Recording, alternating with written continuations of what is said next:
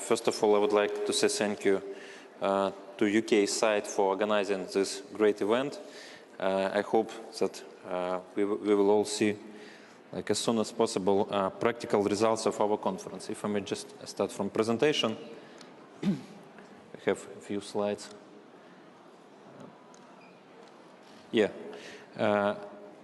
Like our scope since the beginning of this war, it's several key directions. First of all, it was at the beginning of the war, civil logistics, evacuation of our people. It's more than 4 million people were evacuated from Kharkiv, from Kiev, from other larger cities of Ukraine. Second, it's military logistics. It's key, starting from the third day of the war. One of the most, or probably the most important direction in our daily work.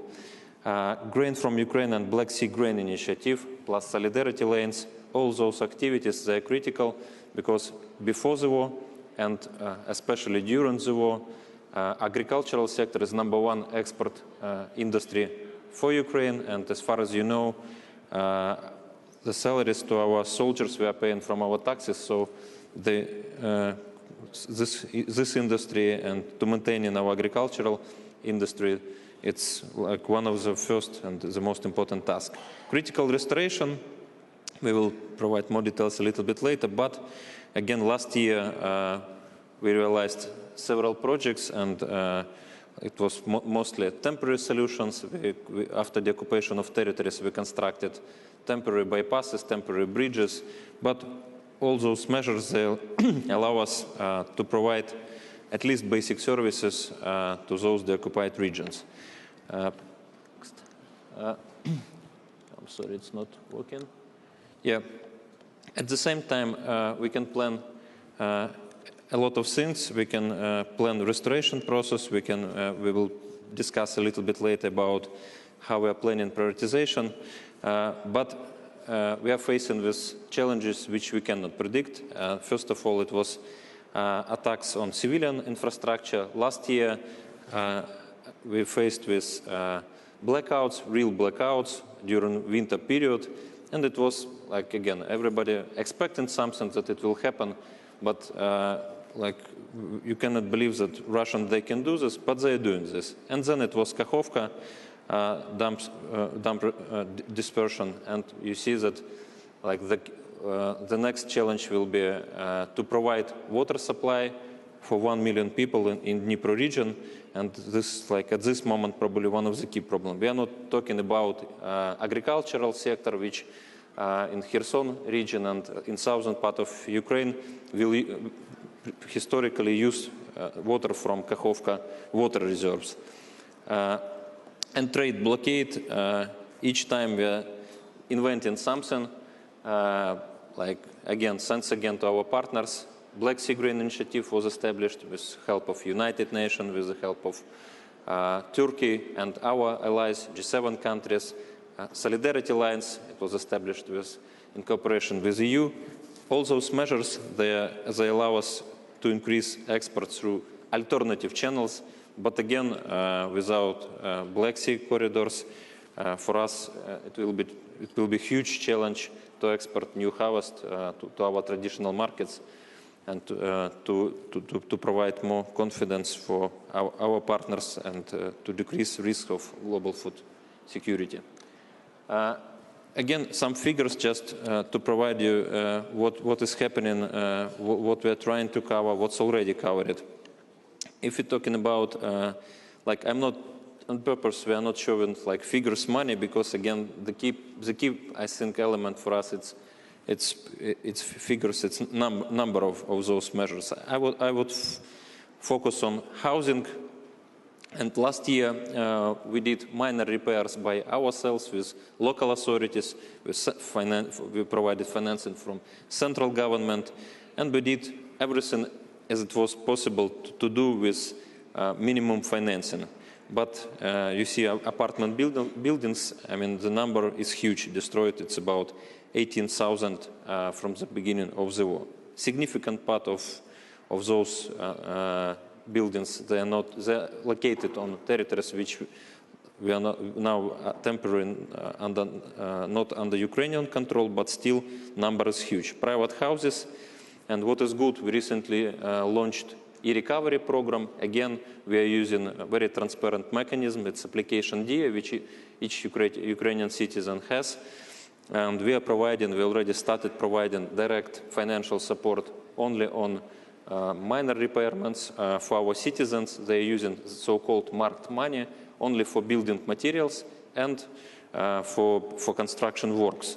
As a first source for this project, we are using arrested money of Sberbank Russia in Ukraine. It's about $500 million US, and again, I hope that we will structure new project with cooperation with World Bank. And thanks again for partners, for European Commission, for European Investment Bank and EBRD. Last year, we were able to restore almost on the level of both local level and state roads, almost 100 bridges.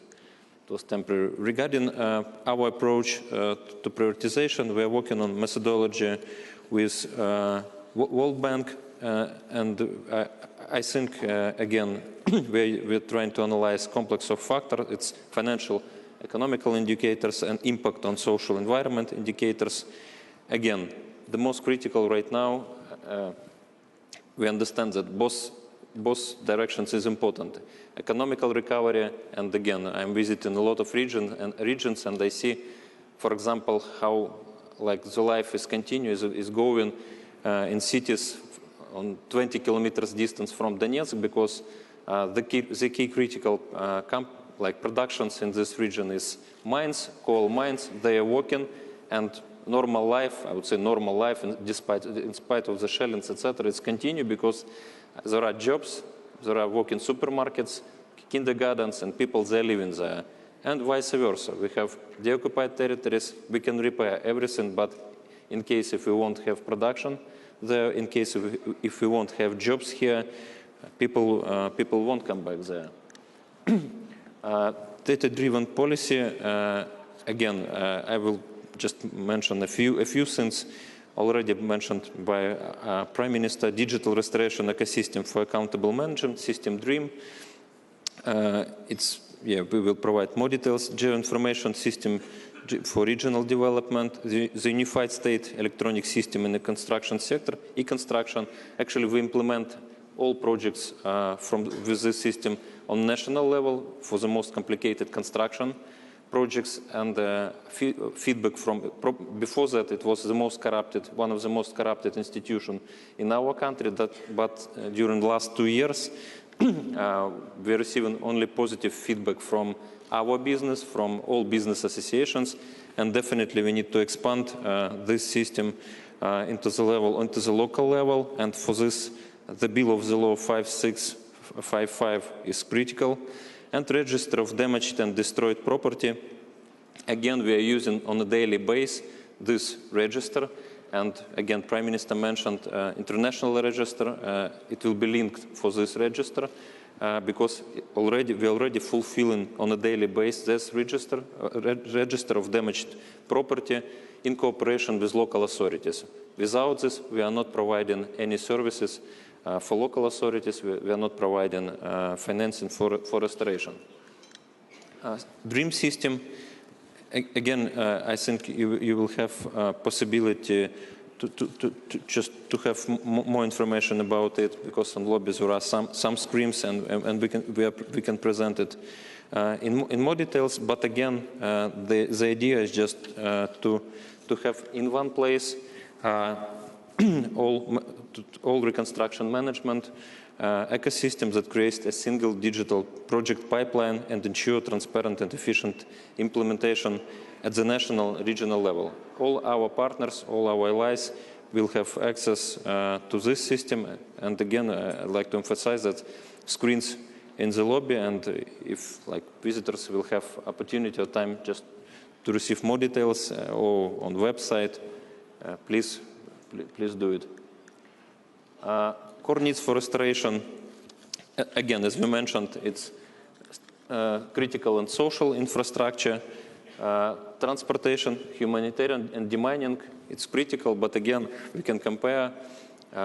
In some cases, business doing demining much faster than state institutions. I think just we need just to attract experience from all over the world, because challenges which we are facing right now in this sphere probably are one of the most complicated. Energy infrastructure, again, we are trying to be ready for the next heating season, to prepare our grid, to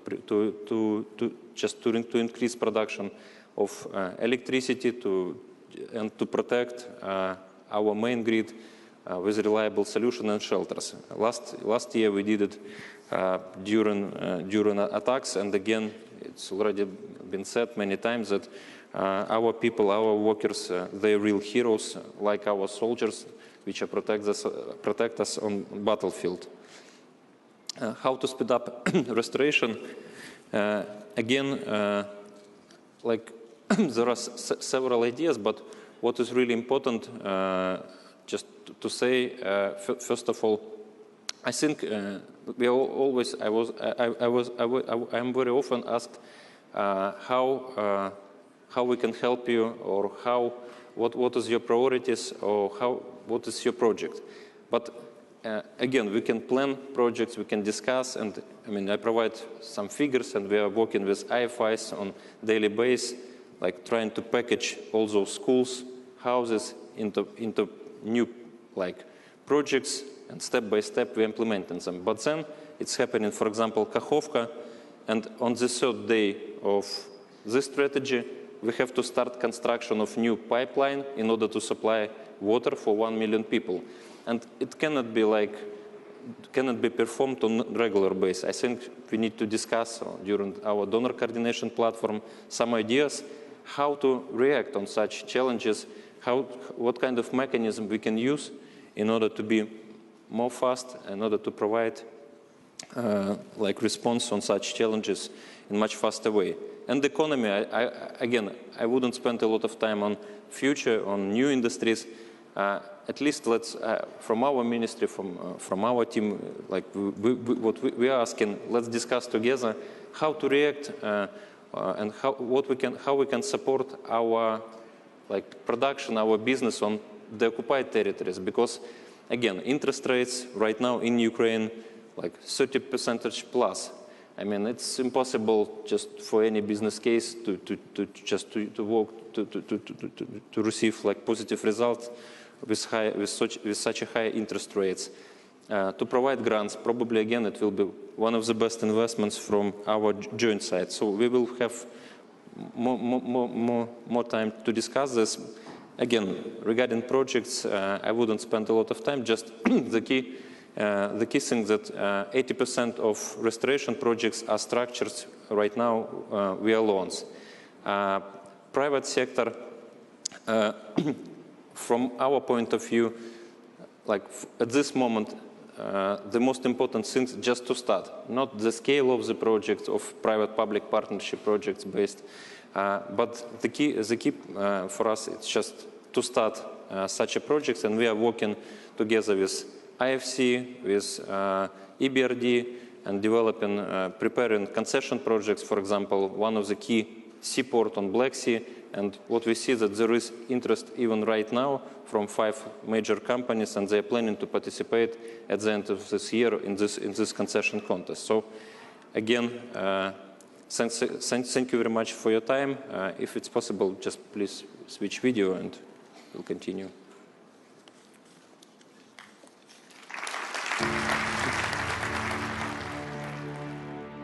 I remember that day. I remember each day. I remember fear and hatred. I remember the Mriya. I remember Kharkiv, Chernihiv, Dnipro, Mariupol, Kakhovka.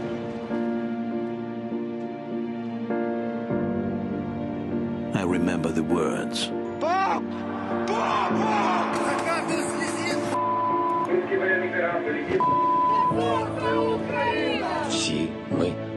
And that's why I'm here today.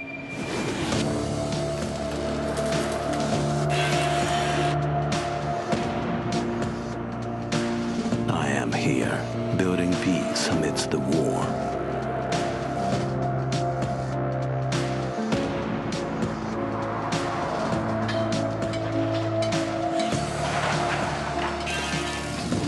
I'm here for you to come back.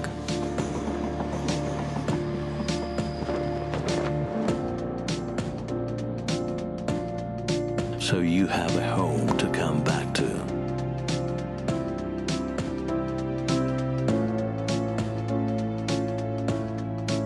I am here for you to love.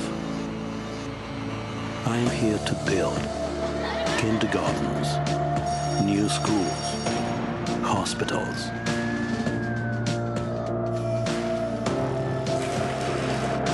I'm building a lot of roads.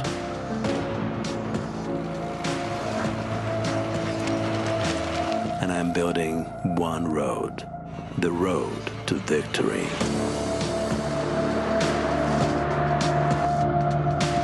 I'm here, and when I'm asked what I'm doing here in Ukraine, I answer, we built Ukraine. We are all here. Nous tous sommes là. Vi alla här. そして皆ここに来ます。 Me olemme kõik siin. Jesteśmy już wszyscy. Me olemme kaikki täällä. Vi är här allesammans. Estamos todos aquí. Vi sind alle da. Siamo tutti qui. Všichni jsme tady. We build Ukraine.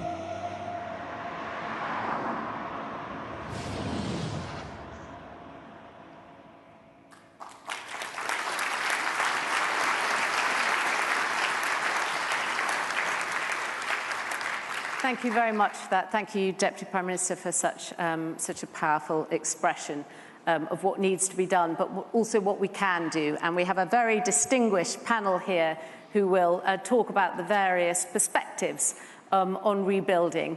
My job really is just to be a very, very tight timekeeper. So if I could say that I will try and be as disciplined as possible, both with my questions and perhaps with the answers as well, so that we can keep to time. And to set an example, I'm going to start with the UK.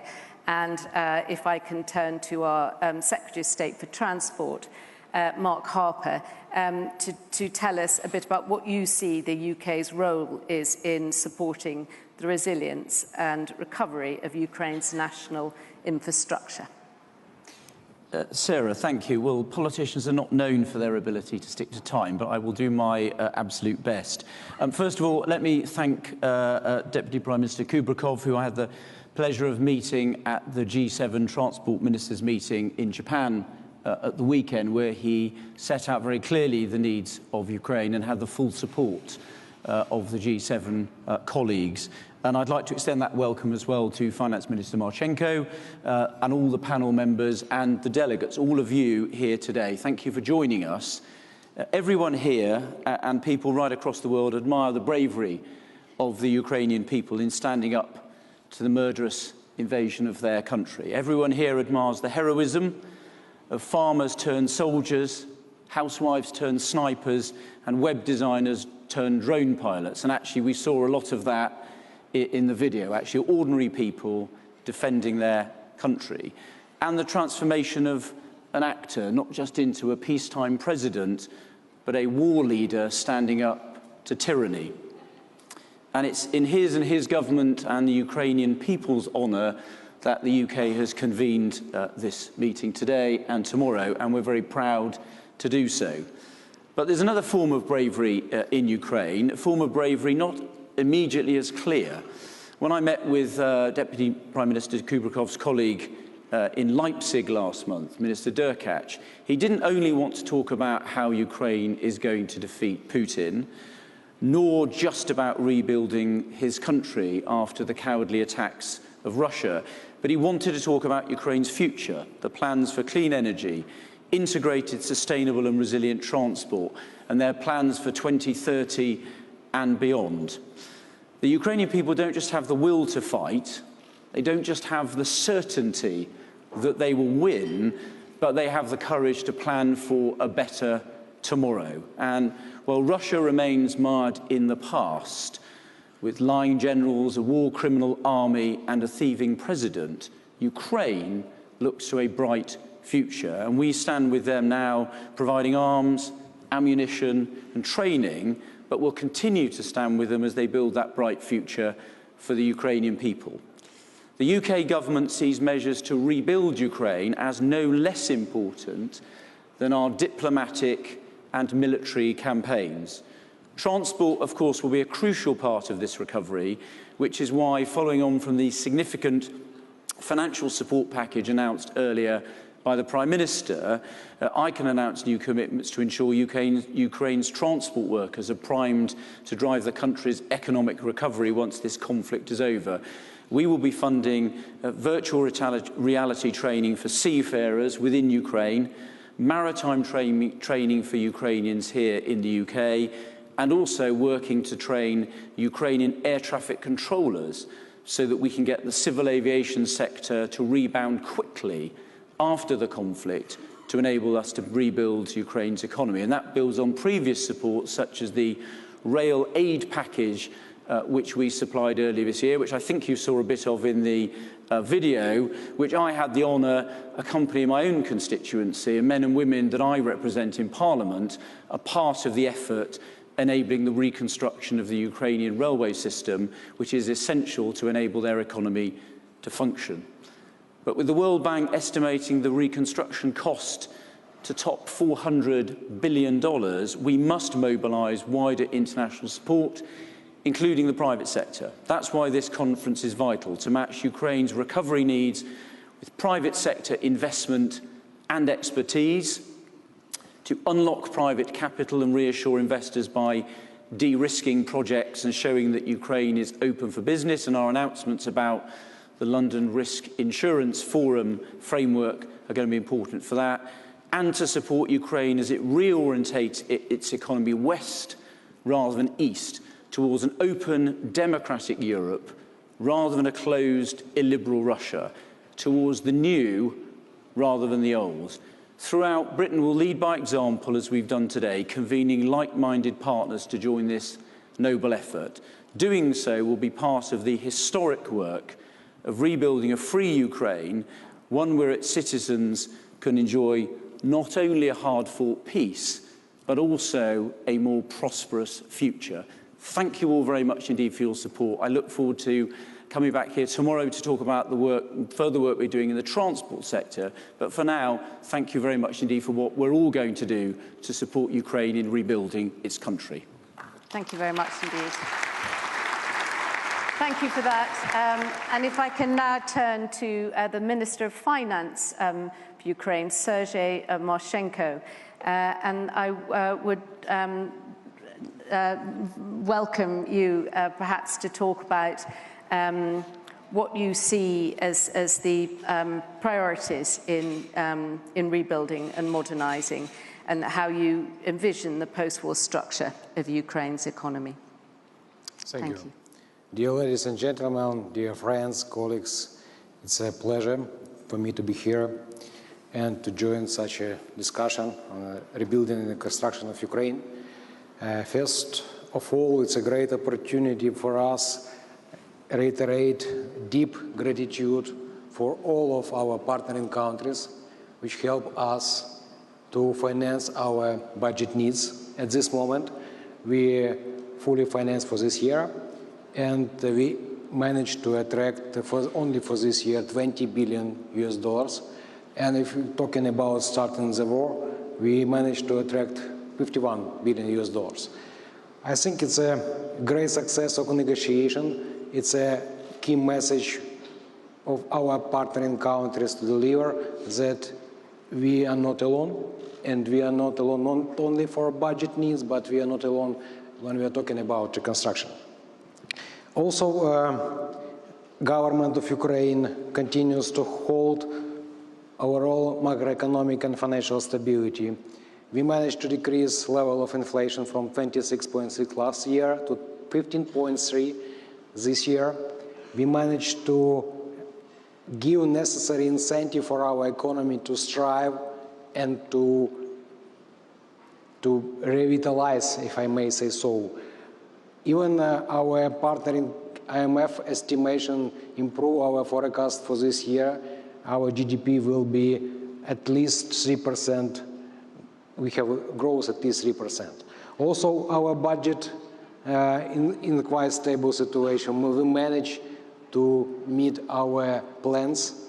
We also managed to meet our pre-war revenues target. If we are talking about reconstruction, the key question we should ask ourselves and discuss, how come we can manage to bring people of Ukraine back? And when we are discussing different projects, different incentives, this should be on our minds. It's a first message. How come we can bring our people back? Because creating favorable conditions in Ukraine help us to survive, help us to bring our future rather sooner than later. Another question we should ask ourselves when we are thinking about different project restoration, repairment, and other kind of reconstruction, how come we can manage to increase and to Ukraine's economic growth? It's a very important question. We want to restore our jobs. We want to restore our business to operate in Ukraine. We want to attract investment. We want to attract investment not only for surveillance, but also for a future. And the last question we should ask ourselves, is this all of projects, all of investment can help us to create better security in place?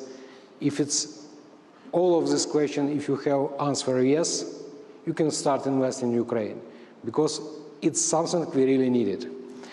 To be a little bit sobering, like a Minister of Finance, traditionally we are very sobering persons. Nobody likes us, but anyway, we should think about a little bit about existing situation and infrastructure.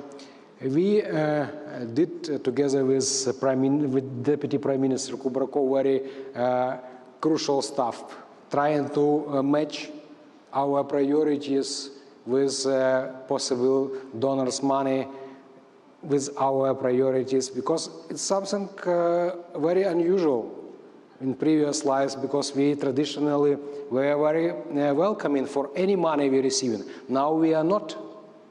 If we want to rebuild Ukraine, we want to stick to the priorities which Ukraine needed first, and then to think about opportunities of other countries. We want to have Ukraine, made in Ukraine in place first. Please understand me correctly. We want to have made in Ukraine first, and then to think about expectations of other nations. Because it's our country, we want to have all necessary stuff in place. We want to track all donors' money. We want to channel this money into the direction Ukraine first needed. And this it's not a very easy exercise, and I believe we can together do it in a better. Thank you very much. Thank you. Thank you very much. Indeed, we've seen today is about mobilizing resources, and our next speaker is extremely experienced in this. Anna Bayadi, Executive Vice President of the World Bank. The World Bank's been working with partners and has assessed Ukraine's recovery needs over the coming years. What are the most striking things for you? Well, thank you so very much. And let me just start by saying how pleased I am to be here at this important event. Let me thank the government of Ukraine and also thank the government of the United Kingdom for convening us. And thank you for your question, which I have reflected upon. What are some of the most striking things that we have seen and learned in assessing Ukraine's needs and early recovery? Well, striking is, of course, first and foremost, that we have a brutal war in Europe caused by invasion by one country into another in 2022, and it seems really to me still unbelievable to comprehend that. of Ukraine after 1 year of war, and of course now we are 1.5 years into war, was estimated by us, the European Commission, UN, and government of Ukraine at $411 billion. That is 2 times GDP of Ukraine in 2021. That's striking.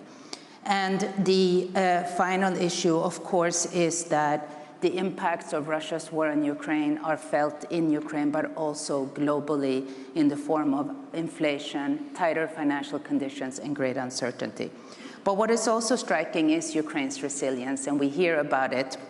And of course, what we see is government and services are ongoing, infrastructure services are restored, budget is well managed and executed, reforms are even being designed and implemented, and the most recent remit law is something the World Bank really supports. And I wanted to just illustrate a few findings from 2 surveys that we have undertaken recently that also shows the resilience. The first one is a monthly Listening to Ukraine survey that looks at the monitoring of delivery of essential social services that are delivered with the support of our peace project in Ukraine. And this is results from April and May. Over 90% of public service workers have experienced no disruption in receiving payment on time, others only with a slight delay. 97% of pensions have been paid without disruption. 92% of school-aged children are enrolled. 2 out of 5 receive fully remote learning, of course much higher in areas where there are hostilities. And most people report that the community health clinics are open even in regions under hostilities. There are also some areas that give us a glimpse into what we need to pay attention to. Around a quarter of those employed before the war are reported to have lost jobs. Many report that they have irregular jobs or are working to lower salaries. And 6 out of 10 surveyed report that their household is receiving a pension. This means that there are a lot of elderly in Ukraine. And we can also expect learning losses because in the areas that are suffering from the hostilities, there are a lot of children online. We also did a survey of firms that looked at 2,000 domestic firms and 80 multinational firms. And again, of course, firms have suffered revenue loss and employment reduction, but 4 out of 5 firms, 80%, have continued to stay open. Only 4% have permanently closed. And this is because firms have adapted product mix, market, ICT, location. The other very encouraging fact is that international companies have remained committed to working in Ukraine. Ukraine and the World Bank have a very long-standing partnership. We adjusted very quickly to support the war context.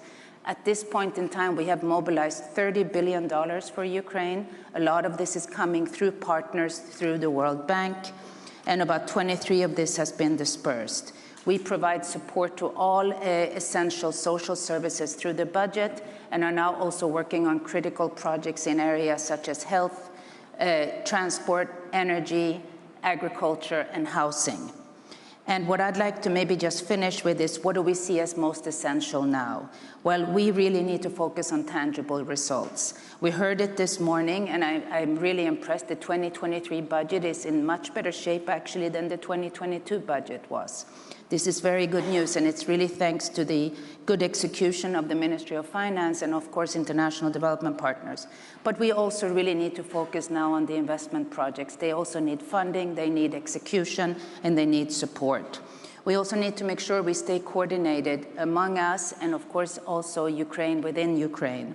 And we need to make sure we think creatively with the private sector. I was encouraged to hear about war insurance. We need to think about leveraging, and we need to think about guarantees. And we need to stay united as a community for Ukraine and with Ukraine. And for this, I really welcome this conference. And I will finally say that we must always remember that our steadfast support to Ukraine is vital for Ukraine, but it's also an investment in global prosperity. Thank you. Thank you. Thank you very much indeed. It is extraordinary to hear of progress even within those conditions. And we turn now to Lars Løkke Rasmussen, the Foreign Minister of Denmark. And if I could ask you, how do you think we engage the private sector and secure a long-term whole-of-society engagement in the support of Ukraine? Thank you, and thank you for that question. First of all, I would also like to echo a warm thank you to UK for hosting this year's Ukraine Recovery Conference, and I also want to emphasize our strong commitment and support to Ukraine, which cannot lose momentum. And that's perhaps a bridge builder to answering your question, because engaging the private sector and civil society is also about ensuring long-term commitment to Ukraine, because our strongest stronghold, our democracy, is potentially also our weakness. I mean, it's very clear that the strategy in Kremlin these days is to wait and see whether Western, the allies, the friends to Ukraine, will lose our patience. So we need domestically strong support. And by engaging civil society and private sector, we can do more in Ukraine, and we can engage more voters, honestly speaking, which will ensure long-term commitment.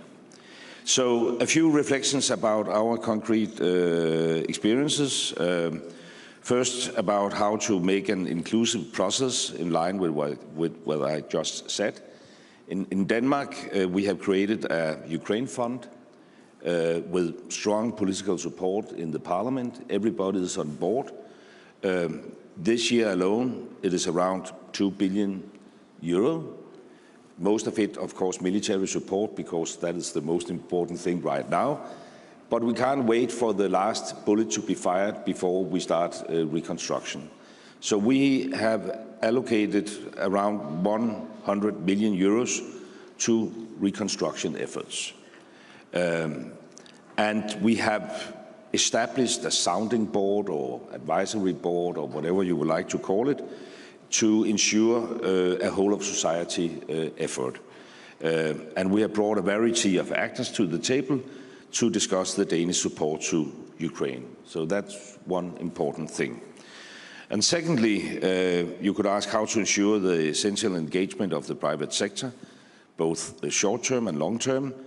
And we have found, and this is not rocket science, but we have found that companies face two significant challenges in their efforts to engage in Ukraine.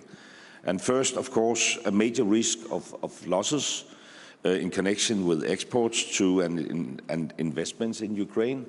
And secondly, and I think equally important, a lack of information about projects, market opportunities, and relevant Ukrainian partners. It's not easy, I mean, to do business with Ukraine these days. And to help to overcome these challenges, we have launched a loan and guarantee scheme in Denmark's Export and Investment Fund. And with this fund, we have engaged right now more than 150 Danish companies and private funds in concrete projects in Ukraine. It is, of course, still early days, but so far, newly funded private sector projects are supporting more than 1,000 jobs in Ukraine. Short-term credits, loans, and guarantees are important tools to sustain economic activities here and now. And of course, this is just, the very first small steps towards more transformative efforts. We will need massive investments from international financial institutions and support for the Ukrainian banking and insurance sectors. But we are on our way. And then finally, I would say just a few words about the regional approach, which I also think is important to keep the private sector and the civil society on board, because we responded positively and accepted the invitation from President Zelensky last year to take a special responsibility for reconstruction Mykolaiv. And it have led to a situation where it's much more visible. I mean, with that approach, it comes with many advantages. It contributes to a broad public ownership, and it allows for direct coordination with national and local authorities in Ukraine.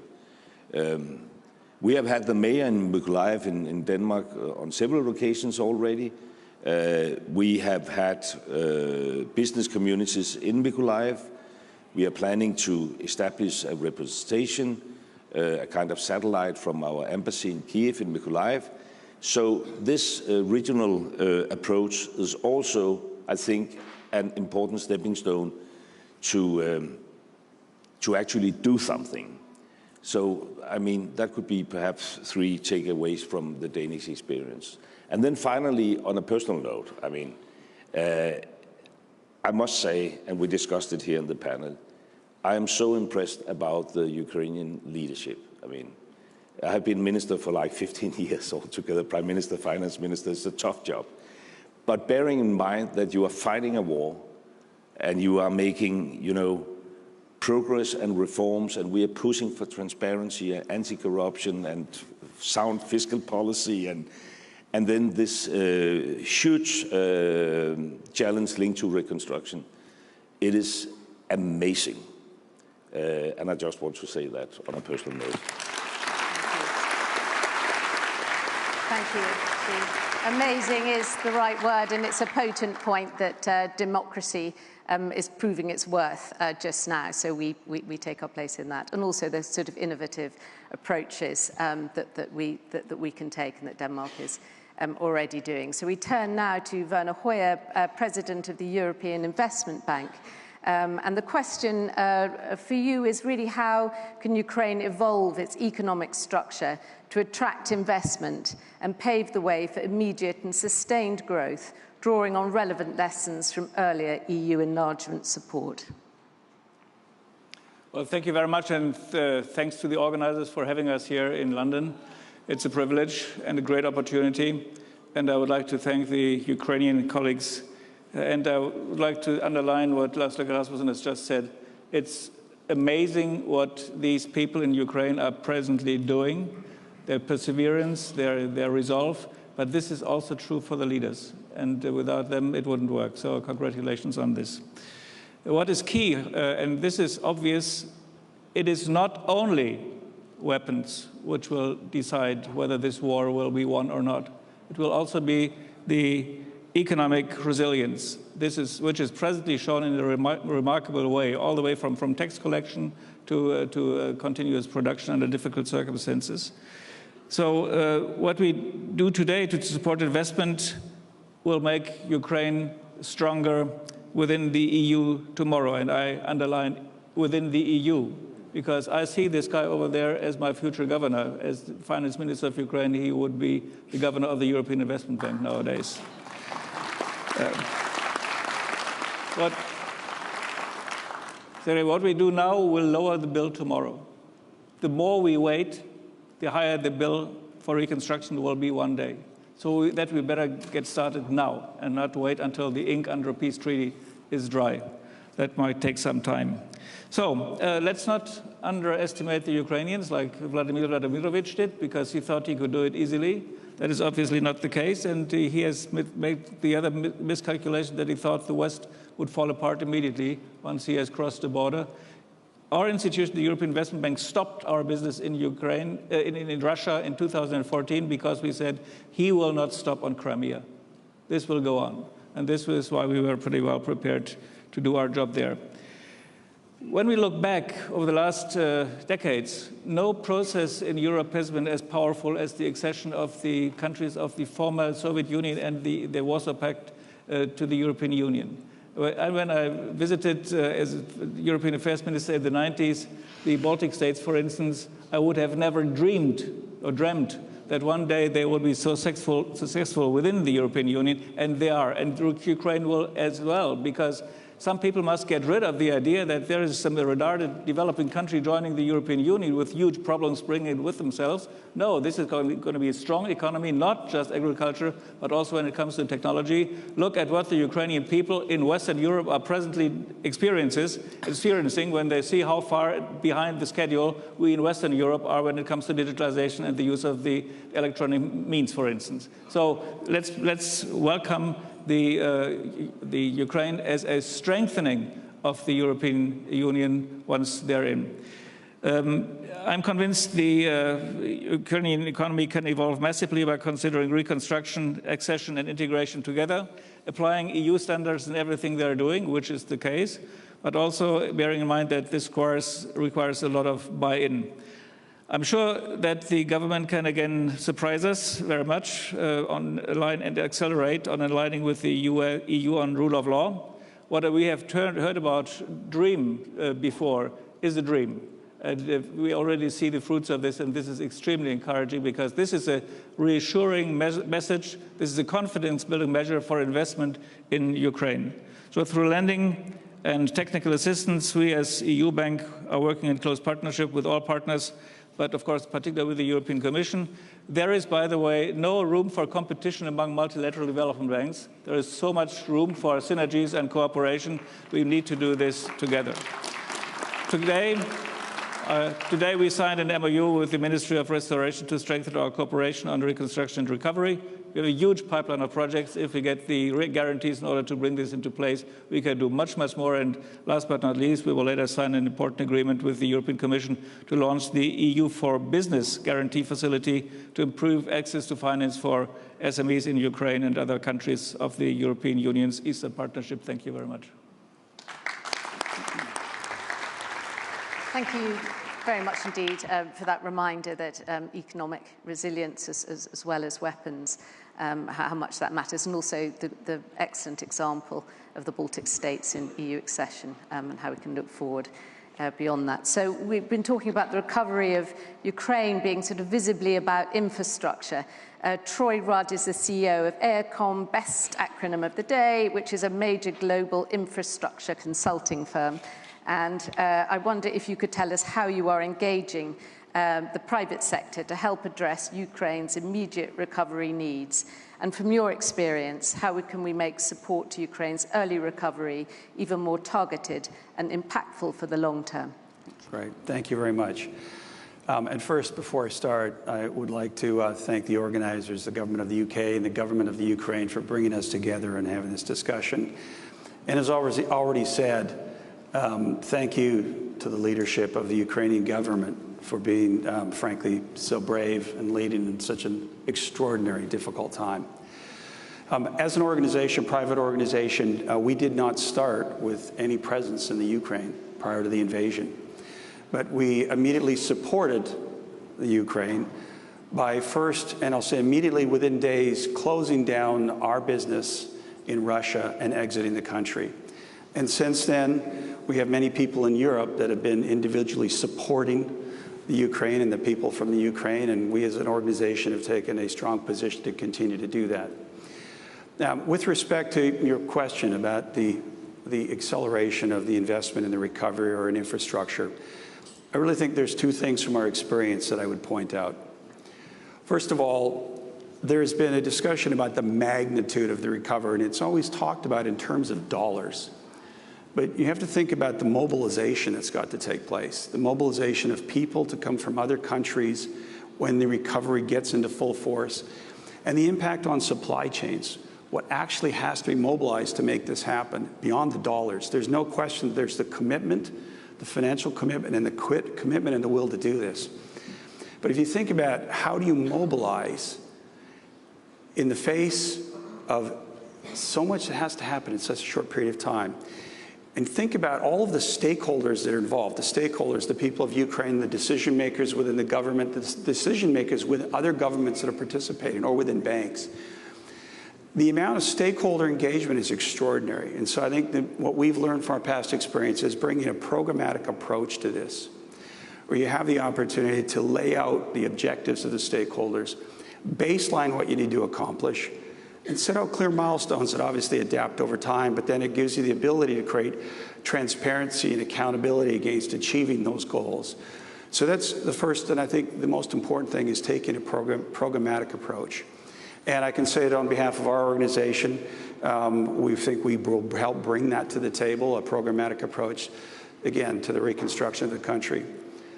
The second important point is, again, in terms of the mobilization, it's imperative that we have governments and private sector come together, but governments to create a safe and efficient environment so that private sector can move people and goods into the country.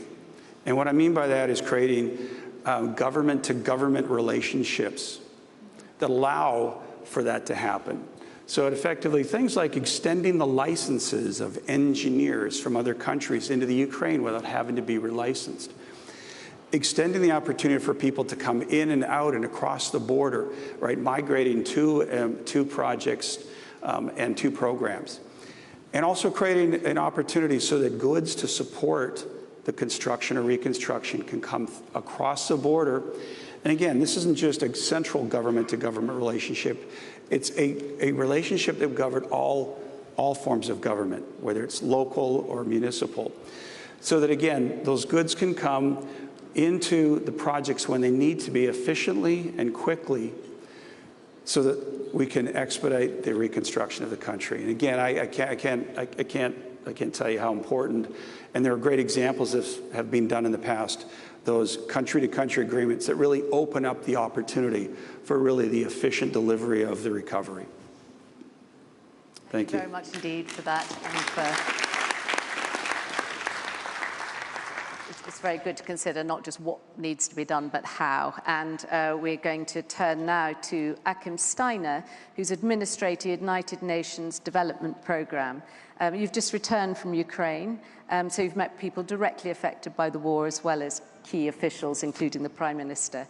So how can the international community best support the government to ensure an early recovery? And how is the United Nations family having an impact on the ground? Thank you very much, Sarah, and thank you also to our co-hosts. Thank you for bringing us together. And indeed, talking about recovery can take many forms. You just alluded to another one. I think we heard a lot about systems and ecosystems that you are building. Deputy Prime Minister, I think the first challenge that you have faced in thinking about recovery in the midst of a crisis is that precisely you have to take a systemic approach, which is not easy given the daily survival challenges that are faced. But let me just say, having spent some days and traveling across Ukraine last week, I met your senior officials, I met mayors, I met the men and women who basically had to flee at a few hours' notice and are now trying to go back to the places they call home, but what they find is shattered homes. I met the brave men and women who are now on the front lines of what has become one of the largest minefields in the world, Ukraine, with unexploded ordnance and having to try and clear, for example, a residential area outside Kiev, Irpin, which I spent a morning at, first of all, of the mines that prevent you from going back, then the rubble that has to be removed, getting both the local administration, the equipment, the expertise to do all of this, and the financing. Recovery, colleagues, I think really is not an abstract concept right now. There were some when we met in Lugano who said, how can you talk about recovery and reconstruction when you're in the middle of a war? If you speak to those tenants that I met, if you meet the small and medium-scale entrepreneurs, the men and women who are actually the backbone of Ukraine's economy right now, and you speak to them and you hear how they lost everything, became internally displaced people, live in another part of the country right now, have to rebuild their businesses, how little money can actually make an absolute difference in starting again. It is these hundreds of thousands, if not millions, of small enterprises that you and your Prime Minister, when I met him, also highlighted as a top priority. Recovery, reconstruction is not only physical, it's the social infrastructure. We already heard this morning about hospitals, about schools. It's also about the many injured that are now in hospitals that have to recover. I spent time in a hospital complex in Lviv and learned about the challenge of just producing enough prosthetics, finding people who can produce them, setting up businesses that can actually provide an input at that moment. But let me briefly say, sir, as you also said, I'm here on behalf of the Secretary General this morning representing him. He could not be here, but he wanted to send a very strong and unequivocal message of commitment on behalf of the United Nations. I'm joined by the resident coordinator of the United Nations country team here, many of our agencies who are working in Ukraine right now, and some of us for decades. UNDP has been a partner in Ukraine for over 20 years. Others were mobilized, for example, through the humanitarian response immediately after those attacks began. Just this year, 5.4 million people have already been supported by the humanitarian response that the United Nations, its NGO partners, are rolling out. Our challenge, however, remains that saving lives is something you have to do as part of also thinking about recovery, but the humanitarian appeal right now is only 25% funded. We do emergency responses, for example, to the Kakhovka Dam. The difficulty of trying to bring immediate support in such a catastrophic event was a challenge, but humanitarian agencies, local NGOs, local authorities joined forces. Many people were struggling to survive the immediate disaster. The question now is, can we quickly help the government also to rebuild and help the people to recover? And thirdly, the UN development system with 24 agencies and over 3,000 staff invested in virtually all oblasts that are currently not occupied by Russia, helping local authorities to plan, to do assessments. Anna spoke about the damage assessments that we do together with the World Bank, the European Union to support the government, the human impact assessment that was just published last week to also draw attention to what is happening to people's livelihoods, the loss of income, the food insecurity that is being faced, the challenge for government to mount the kind of social safety nets.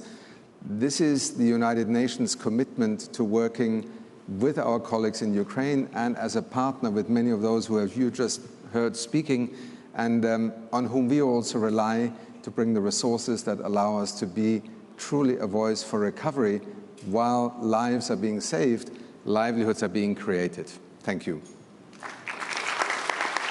Thank you. Thank you very much indeed. Such an important discussion. We're also, as I said, on a tight time scale, and I know that Mr. Rasmussen, you will have to leave. There's going to be a rush from the stage at 1, but if you need to leave between speakers, do.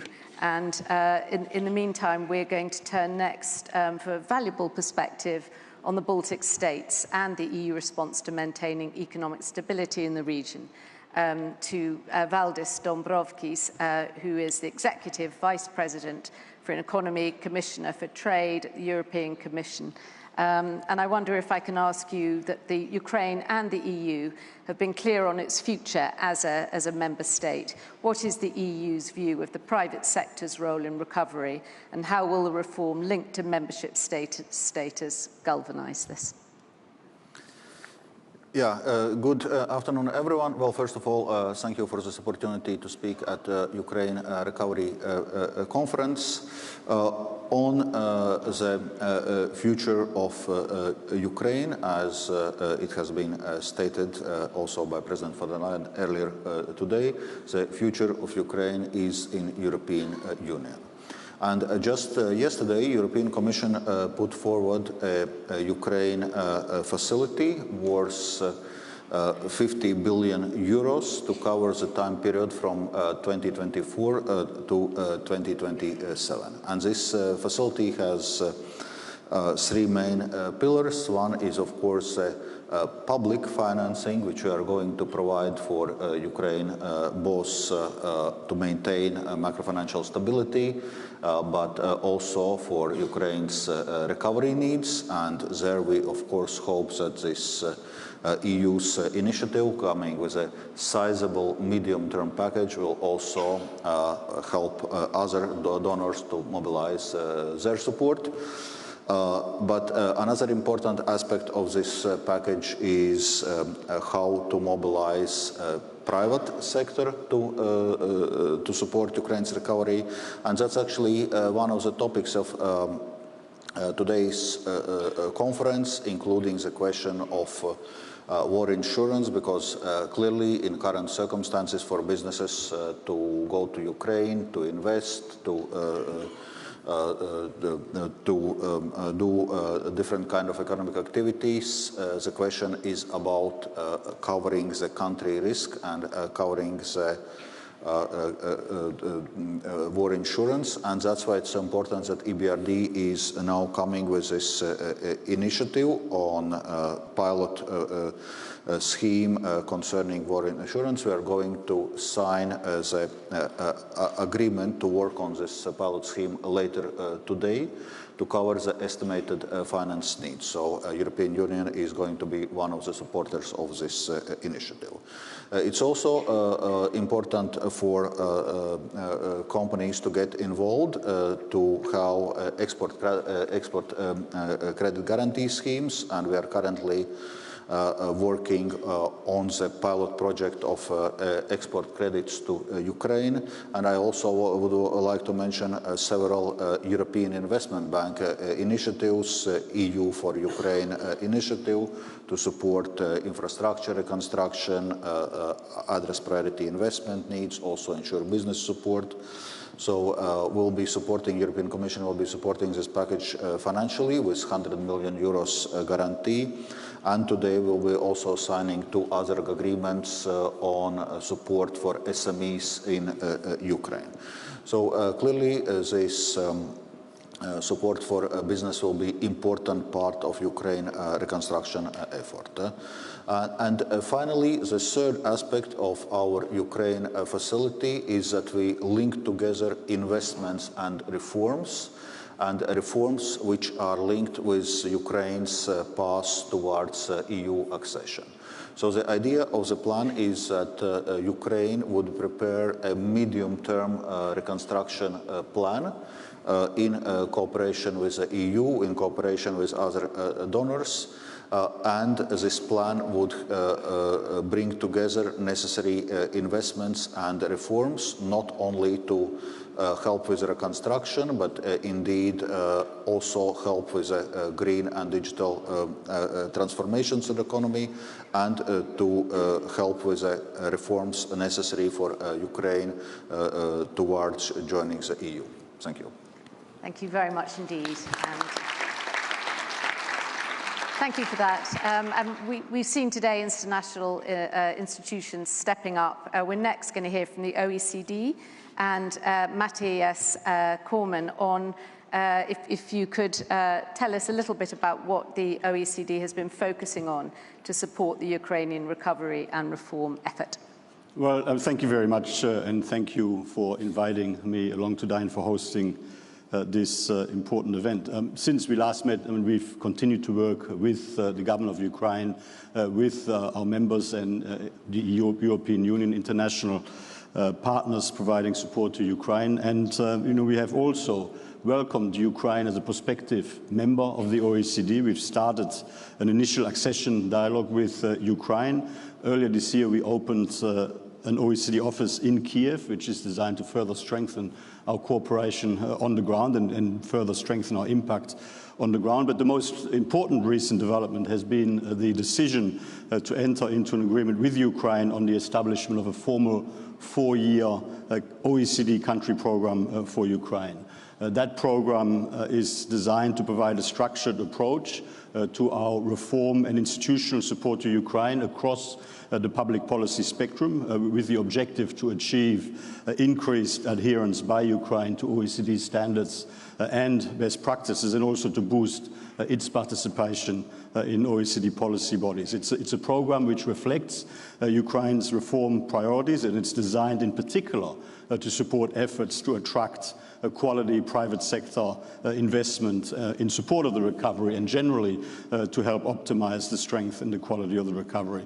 Just very quickly, in terms of areas of focus, first on helping to ensure transparent, fair and effective regulatory, administrative and legal processes, which is all about helping to provide certainty and boost confidence as part of boosting private sector investment. We're working with the State Regulatory Service of Ukraine to improve regulatory policy making and further simplify administrative processes. We're promoting sound governance of state-owned enterprises.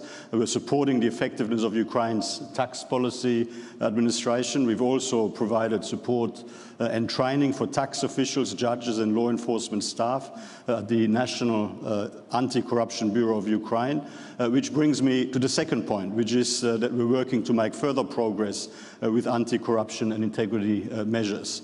Our country program involves analysis and capacity building to support Ukraine's adherence to the OECD Anti-Bribery Convention, to which Ukraine has recently become a participant. Currently, we're conducting a review of Ukraine's anti-corruption action plan based on international standards and best practice benchmarks, including with respect to corruption prevention and criminal responsibility.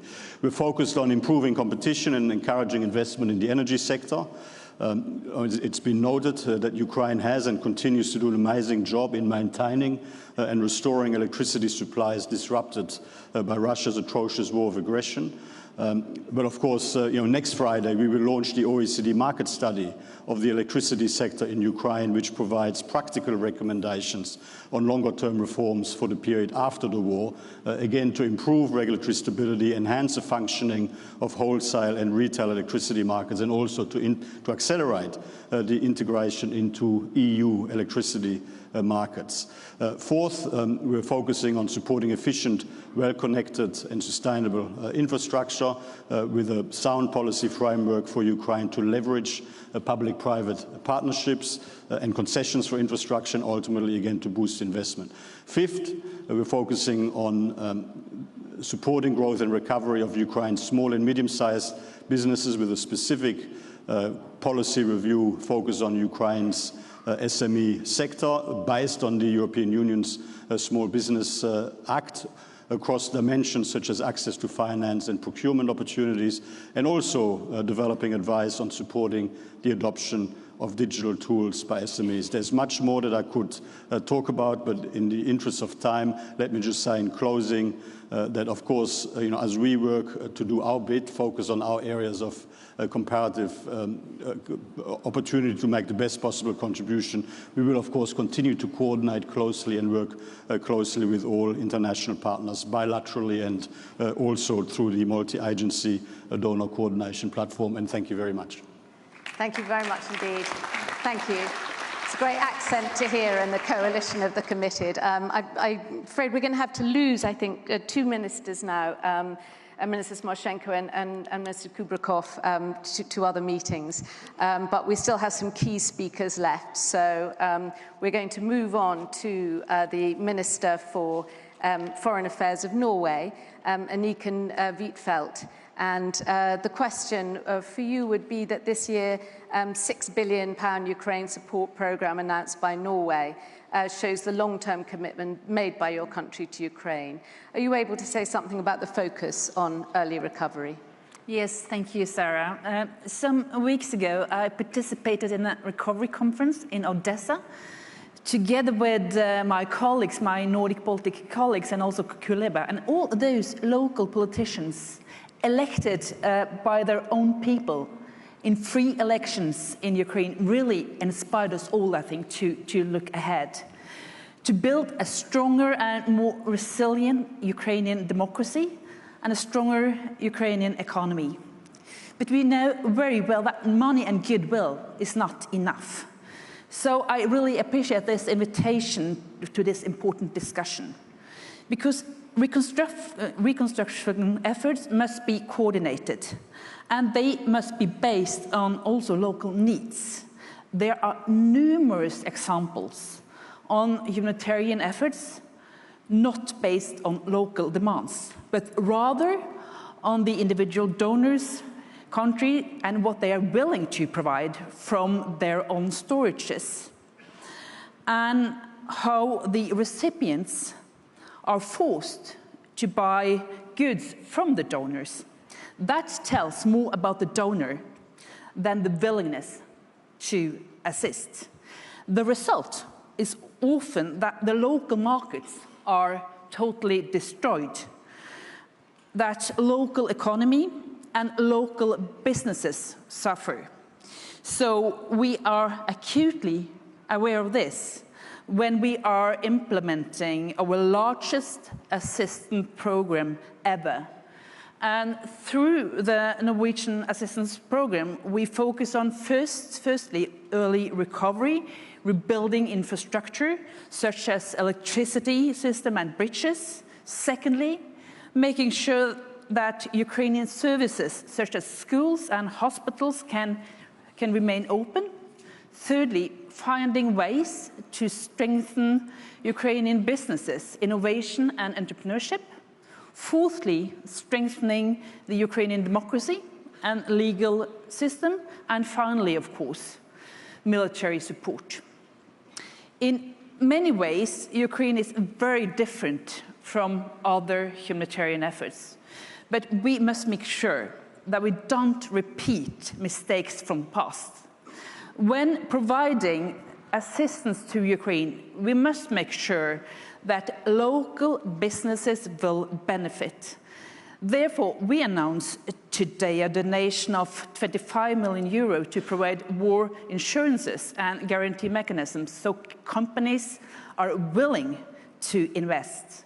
This is a part of the 7 billion euro Norwegian program you referred to earlier in your question, Sarah. Because we know what businesses are asking for: a reliable legal system, commitment to anti-corruption, and burden sharing when it comes to investment risks. And Ukraine has already accomplished a lot. The willingness to fight corruption and the decentralization reforms, I think, are positive steps. And I will also thank the EBRD and the World Bank, Anna, for the very good cooperation and also the coordination with the EU civilian mechanisms. And I'm very pleased to see so many Norwegian companies here today, because I think that private companies really demonstrate that we are in there, all of us, for the long haul. Thank you. Thank you very much indeed, and thank you for underlining it's both the ambition and the values in your commitment. So our final panelist is a former officer in the US Navy Civil Engineer Corps, so understands both logistics and urgency. He's Bob Progeda, and he's here as CEO of Jacobs, which serves critical markets, as we know, in global infrastructure, advanced manufacturing, and national security. So if I may ask you the question of how will the private, public, and non-profit sector rebuild a resilient Ukraine that prospers even in an ever-changing and unpredictable world, and what conditions are necessary for this recovery? Sarah, thank you for having me. I think it's being last. It's either no one is listening or everybody is listening because they want to go. But it is very, it's great to be here, and also very inspiring. You said I was a former naval officer. I have witnessed firsthand reconstruction of war-torn areas where the resilience of an international community coming together as one. What I saw this morning and what we've seen all along is very, very inspiring. So thank you. You know, when Minister Kubrikov put the first slide up and it talked about just the magnitude, and we've heard a lot of numbers this morning about the magnitude from a monetary standpoint, from just a sheer volume perspective. You know, as the leader of Jacobs and PA Consulting, 70,000 people globally, 20,000 people here in Europe. With deep expertise in infrastructure and clean energy and everything that the country needs. I thought to myself, important, but that's not why we're all here. That's only one step, because it's not about us, it's about the people of the Ukraine. And so when we really think about what outcome are we trying to drive in the reconstruction of the Ukraine, what we believe it is the self-actualization of the Ukrainian people to be a part of the international community. And so, you know, if you start with that outcome, then all of the interfaces and the interdependence of what we do becomes even that much more important. And what we were kind of reflecting on as a team when we were thinking about what we would say today is there was an American psychologist back in the 50s named Abraham Maslow. And Maslow came up with a profile. It's called the hierarchy of needs, and how each of these needs for people build upon each other. And at the bottom of that pyramid is the physiological needs: energy, water, food. You can start to see the parallels here. The next is security. Do I live in a secure environment? And then with the physiological needs and the secure needs, things like love and esteem and respect start to come, and if you compare it to what we're talking about at a global scale. And then at the top of that pyramid is self-actualization. And so the interface between the private sector, the public sector, the nonprofits, I really believe it's the interdependency and not getting too caught up in what we're the experts at, but really understanding what are we trying to achieve. And I believe the environment that needs to be in place, clearly peace, needs to be in place, but we're as the minister talked about, we're already doing so much now, even with the challenges that the Ukrainian people are having. But I think all of us need to think about a recovery-based ecosystem for sustainable growth and prosperity for the country of Ukraine. So thank you. Thanks for having me. Thank you very much. The ecosystem of recovery, we'll leave it there, but thank you so much for this terrific panel. And I think we finished on time so people can have lunch. And thank you especially to Ministers Marchenko and Minister Kuberkov. Thank you very much for coming. Thank you.